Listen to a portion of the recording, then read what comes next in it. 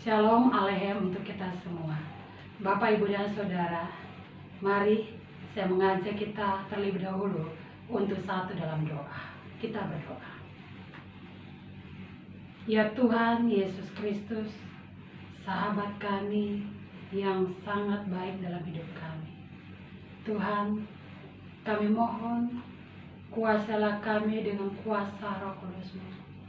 Tuntunlah kami untuk kami membaca dan mendengarkan firman-Mu saat ini, supaya kami boleh bertumbuh dan mengerti akan segala kekayaan firman-Mu, dan kami dimampukan oleh Tuhan untuk melaksanakan firman-Mu dengan baik, sehingga banyak orang-orang di dunia ini menjadi percaya kepadamu Tuhan Yesus sebagai Allah dan Juru Selamat lewat kesaksian hidup kami. Bersabdalah ya Tuhan, kami mendengarkan firman.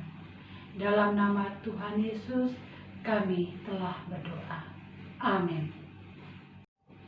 Mari Bapak Ibu kita membuka Alkitab kita yang terambil dari Amsal pasal yang ke-18 ayat yang ke-24. Saya membacakan untuk kita semuanya. Ada teman yang mendatangkan kecelakaan, tetapi ada juga sahabat yang lebih karib daripada seorang saudara. Demikianlah pembacaan firman Tuhan. Terpujilah Kristus. Haleluya. Bapak, Ibu, dan Saudara, ya, judul dalam ibadah berkat saat ini adalah sungguh sangat menarik. Tuhan Yesus sahabatku. Nah, ini sesuai dengan lagu dalam kitab bakti nomor 71. Saya mengajak Bapak, Ibu, Opo, Oma, Saudara, anak-anak untuk kita bernyanyi bersama ya. Ya, kita buka kitab bakti nomor 71, Tuhan Yesus sahabatku. Kita bernyanyi. Tuhan Yesus sahabatku, tercinta dan erat, melebihi segalanya bagiku. Bunga bakung paling indah yang tumbuh di lembah, mengampuni, menyucikan diriku. Penghibur dalam duka, penolong yang teguh, kepadanya ku serahkan khawatirku. Bunga bakung paling indah yang tumbuh di lembah, melebihi segalanya bagiku. Fals ya? Iya, Bapak, Ibu, dan Saudara yang kekasih, luar biasa. Tuhan Yesus sahabat kita bersama. Nah, hari ini kita belajar bersama firman Tuhan. Ya, bicara tentang sahabat, bicara tentang teman yang ada. Nah, Bapak, Ibu, dan Saudara, ya, kita semua tahu bahwa pada hakikatnya manusia itu adalah makhluk sosial, di mana kita membutuhkan orang lain juga untuk sebagai kelangsungan hidup kita bersama. Nah, setiap manusia, Bapak, Ibu, dan saya sebagai manusia sosial pasti memiliki kekurangan dan juga kelebihan masing-masing. Nah, kelebihan itu diberikan kepada kita untuk juga menolong, menopang, atau menutupi kekurangan orang lain yang ada. Demikian sebaliknya, kekurangan juga diberikan kepada kita agar supaya orang lain juga bisa menutupi kekurangan yang kita alami. Nah, Bapak, Ibu, dan Saudara yang kekasih, di sini saya mengajak kepada kita semua bersama dengan berbicara tentang makhluk sosial yang membutuhkan orang lain. Itulah sebabnya sesuai dengan pembacaan kita pada saat ini, berarti sebagai makhluk sosial kita tidak hidup sendiri ya, sekali lagi, tetapi kita membutuhkan orang lain. Dalam hal ini adalah teman. Menurut Bapak, Ibu, Opo, Oma, dan saudara-saudara kekasih, ya, apakah arti teman di dalam kehidupan Bapak, Ibu, dan Saudara berdasarkan pengalaman hidup yang Bapak, Ibu, Opa, Oma, Saudara alami bersama? Ada orang memiliki arti dari pengalaman masing-masing bahwa teman itu adalah seseorang yang menyenangkan. Teman itu adalah seseorang yang mana menjadi tempat untuk berbagi suka dan duka. Teman itu menyegarkan jiwa kita dan menolong kita dalam setiap masalah. Ada juga, kita juga berpendapat memiliki arti bahwa teman itu juga adalah teman yang menyebalkan. Teman yang mendatangkan kesedihan dan tidak menyenangkan di dalam diri kita. Jadi masing-masing orang mempunyai banyak arti tentang teman itu berdasarkan pengalaman hidup bersama.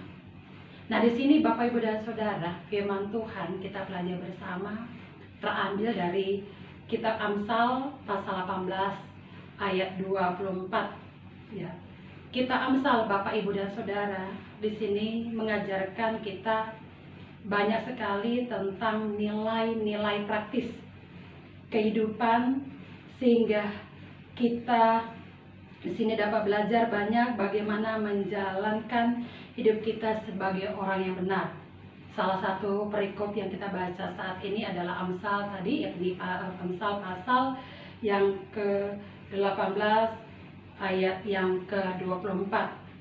Tadi di sana dikatakan bahwa, ya, saya mengajak untuk kita kembali membuka kitab, bahwa ada teman yang mendatangkan kecelakaan, tetapi ada juga sahabat yang lebih karib daripada seorang saudara. Ada dua hal yang saya ajak kepada kita semua melihat. Yang pertama adalah kita diajak untuk bagaimana kita dengan bijak memilih teman, untuk juga kemudian kita jadikan sahabat dalam hidup kita. Yang kedua adalah bagaimana kita sendiri yang menjadi teman, menjadi sahabat karib bagi orang-orang di sekeliling kita.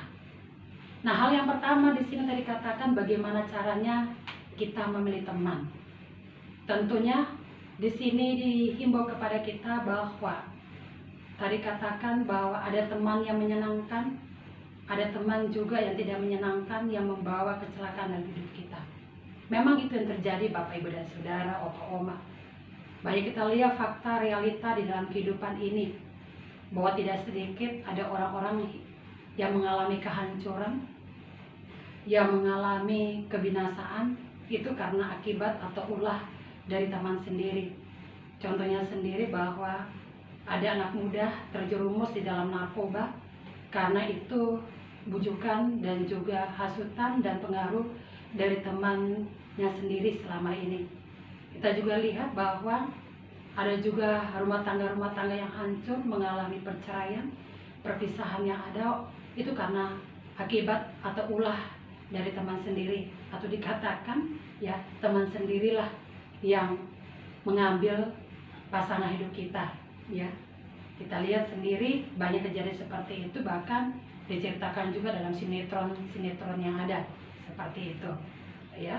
Nah, Bapak Ibu dan Saudara yang kekasih, jadi dari kita Amsal mengatakan kepada kita bahwa kita harus hati-hati memilih teman, karena tadi katakan tidak semua teman menyenangkan kita, akan membuat hati kita menjadi sedih ya, akan membuat kehidupan kita mengalami kecelakaan yang ada. Oleh karena itu, bagaimana caranya supaya kita bisa memilih teman? Ada begitu banyak cara Bapak Ibu Oma yang kekasih. Nah, dari sekian cara yang ada satu cara yang saya mau sampaikan kepada kita. Mari kita melihat, dan saya mengajak kita untuk membuka Yohanes pasal yang ke-14. Yohanes pasal yang ke-14, di sana ayat yang ke-23 disampaikan. Jawab Yesus, "Jika seorang mengasihi aku, ia akan menuruti firman-Ku, dan Bapa-Ku akan mengasihi dia, dan kami akan datang kepadanya dan diam bersama-sama dengan dia." Apa yang dimaksudkan di sini? Yang dimaksudkan di sini Bapak Ibu dan Saudara, ya, kalau kita memiliki teman, pilihlah teman yang memang hidup tinggal mengasihi Tuhan. Kalau teman hidup tinggal mengasihi Tuhan, otomatis ya dia akan mengikuti firman Tuhan yang ada. Apa firman Tuhan? Ya, firman Tuhan salah satunya adalah kasihilah sesamamu, manusia seperti dirimu sendiri. Nah, kalau teman sudah hidup di dalam kasih Tuhan, tentunya teman itu akan membawa kebaikan di dalam kehidupan kita. Teman itu akan menjadi tempat kita untuk kita berbagi suka dan duka. Kita bisa curhat sama dia, kita bisa berbagi sama dia. Bahkan ketika kita berbagi sama dia, teman itu akan menguatkan kita, akan menopang kita. Yang kita bisa lihat juga, kalau teman itu hidup di dalam kasih Tuhan, maka dia juga akan memberikan motivasi-motivasi, prinsip hidup yang baik dalam kehidupan kita. Dia tidak akan memberikan pengaruh-pengaruh yang jahat yang akan mencelakakan hidup kita. Teman tidak juga iri dan dengki dan cemburu yang mendalam di dalam kehidupan kita. Mari kita belajar salah satu contoh dari sekian contoh di dalam Alkitab. Ya, kita bisa lihat ada dua orang sahabat. Di sini katakan teman karib yang ada, yakni Daud dan juga Jonatan. Dalam 1 Samuel pasal yang ke-23, Bapak Ibu bisa baca di sana bagaimana persahabatan sejati yang dijalin oleh Daud dan juga Yonatan yang ada. Kita tahu bahwa Yonatan itu adalah calon raja pengganti ayahandanya, yakni Saul. Namun Yonatan mengetahui bahwa Daudlah yang dipilih Tuhan untuk menjadi raja. Tetapi Yonatan tidak cemburu. Yonatan tidak berniat untuk membunuh Daud. Yonatan tidak iri. Dia ikhlas. Dia menyerahkan tanggung jawab raja itu kepada Daud. Itu terbukti bahwa ketika Daud dikejar oleh Saul, dibunuh oleh Saul, maka Yonatan siap mati untuk bisa membela, untuk melindungi sahabatnya, temannya, atau dianggap saudaranya, yakni Daud itu sendiri. Itu salah satu contoh di dalam Alkitab. Jadi luar biasa seorang teman mau berkorban untuk bagi temannya sendiri. Bahkan dikatakan tadi dalam Alkitab, ya seorang teman yang menjadi sahabat, dia akan kasihnya melebihi daripada saudara sendiri. Luar biasa. Nah, hal yang kedua, Bapak Ibu dan Saudara, kita tidak diajar secara bijak untuk memilih teman. Tetapi di sini bagaimana juga kita bijak menjadi teman, menjadi sahabat bagi orang lain. Jadi jadilah teman, jadilah sahabat bagi orang lain yang juga bisa diandalkan, yang bisa diharapkan, yang bisa juga melakukan sebuah karya-karya yang membangun kehidupan tidak hanya diri sendiri tetapi juga bagi banyak orang lain saat ini. Jadi itu dua hal yang harus kita pelajari bersama, Bapak Ibu dan Saudara dan Opa Oma yang terkasih. Dan sesuai tadi dengan lagunya yang ada, Tuhan Yesus sahabat yang sejati. Dan inilah ya bagaimana kita menjadi seorang teman yang baik bagi orang lain, yang tidak melukai orang lain yang ada, yang tidak menjerumuskan mereka di dalam dosa. Belajarlah seperti Tuhan Yesus yang betul-betul menunjukkan dirinya sebagai seorang sahabat, teman, saudara yang ada, siap berkorban, berbagi suka dan duka, mau menopang, mau mendukung, mau menghibur mereka yang berada dalam kesedihan dan duka cita, bahkan berani menegur, menasihati orang ketika saudara atau temannya, orang yang dikasih itu melakukan dosa. Tujuannya adalah untuk hal-hal yang baik. Inilah Bapak Ibu dan Saudara Opo Oma yang kekasih, ya, jadilah teman dalam kehidupan keluarga masing-masing, sebagai opa, oma, sebagai orang tua, sebagai anak-anak yang ada. Karena itulah yang harus kita lakukan bagi kehidupan banyak orang, apalagi dalam situasi seperti ini. Jadilah teman, karena banyak orang membutuhkan kita dalam situasi saat ini untuk menghibur, menguatkan, dan menolong mereka. Tuhan memberkati kita semua. Amin. Mari Bapak Ibu, Opo, Oma, dan Saudara, kita satu dalam doa syafaat. Kita berdoa. Berkati firman yang sudah kami dengar ya Tuhan, agar menjadi rema di dalam kehidupan kami, dan kami boleh menjadi anak-anak Tuhan yang patuh dan taat kepada firman-Mu, untuk juga menjadi berkat bagi orang-orang sekeliling kami, khususnya keluarga yang kami kasihi. Terima kasih ya Tuhan, kuatkan iman kami untuk menjalani hari-hari kehidupan ini ya Tuhan, terutama menghadapi pandemi COVID-19. Kami percaya bersama dengan Tuhan, masalah yang kami hadapi dapat teratasi Tuhan. Berkatilah kami para pendeta, para majelis, dan juga umat-umat Tuhan semuanya. Berkati masyarakat, berkati juga pemimpin-pemimpin kami semuanya Tuhan, baik di Indonesia bahkan di dunia ini. Dan ampunkanlah segala dosa dan kesalahan kami, dan izinkan kami untuk melanjutkan kehidupan yang selanjutnya Tuhan, untuk terus melayani Tuhan dan sesama kami dengan hormat dan puji bagi nama-Mu. Ya Tuhan, dengarkanlah doa kami, terimalah doa kami yang kami panjatkan dalam nama Tuhan Yesus yang telah mengajar kami berdoa bersama. Bapa kami yang di sorga, dikuduskanlah nama-Mu, datanglah kerajaan-Mu, jadilah kehendak-Mu di bumi seperti di sorga. Berikanlah kami pada hari ini makanan kami yang cukupnya, dan ampunkanlah kami akan kesalahan kami, seperti kami juga mengampuni orang bersalah kepada kami. Janganlah membawa kami ke dalam pencobaan, tetapi lepaskan kami daripada yang jahat.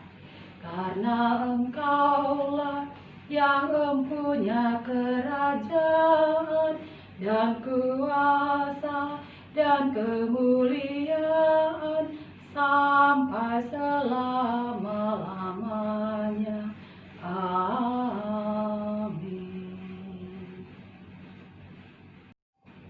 Bapak Ibu, terimalah berkat. Oleh karena itu, arahkanlah hati dan pikiran kepada Tuhan, dan terimalah berkat Tuhan. Anugerah Tuhan Yesus Kristus, pengasihan dari Allah Bapa di surga, dan persekutuan Roh Kudus kiranya memberkati kehidupan keluarga Bapak Ibu, opo, oma, dan saudara sekalian, dimulai dari sekarang sampai selama-lamanya.